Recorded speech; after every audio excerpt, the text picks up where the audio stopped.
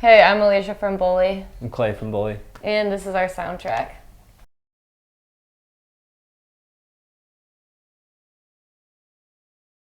For the song that reminds me of home, I'm gonna do "How Bizarre" by OMC because I've had that song stuck in my head every day. I think for the past 13 years. Oh, man. 2 weeks. No, that's like the soundtrack of my life when I was 9.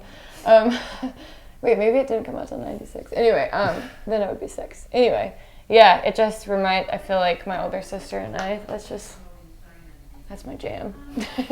It's stuck in my head, all the time.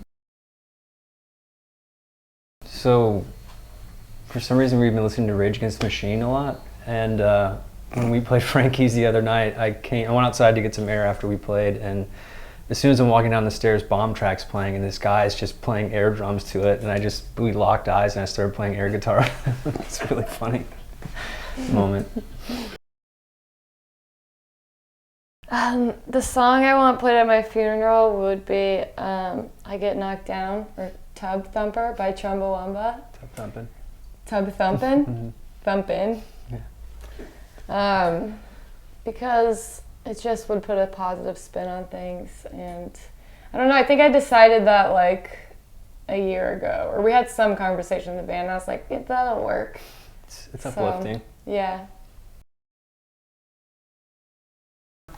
A really long time ago, my brother gave me a record called Grace by Jeff Buckley, and I just revisited it recently, and there's a song called Last Goodbye on there, which is kind of about like a disillusionment of a relationship, which everyone's been through, and it just makes me cry every time I listen to it. Okay. I'm trying not to.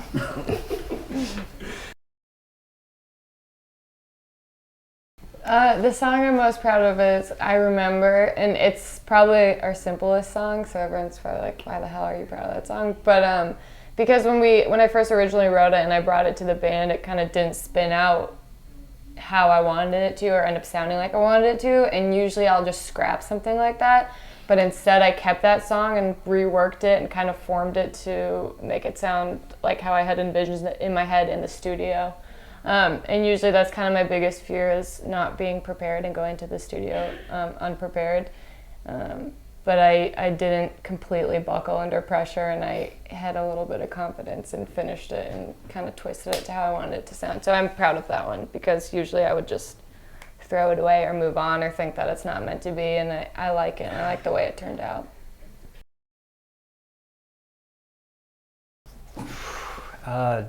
Just off the top of my head, Jive Talking by the Bee Gees.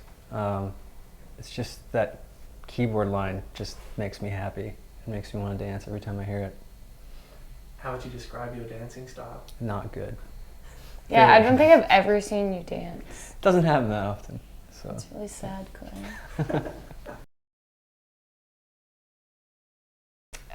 It's everyone be like, duh, but it's definitely Gigantic. By the Pixies. I almost said by the Breeders for a second because I just immediately think Kim Deal. No. But absolutely, like when I heard that song, I was like, this is amazing, this is so cool. I don't know if this is true, but at the time I thought she was singing about giving head, and I was like, how risky, and her voice is amazing, and I loved it. As a teenager, I was like, fuck yeah, this is awesome.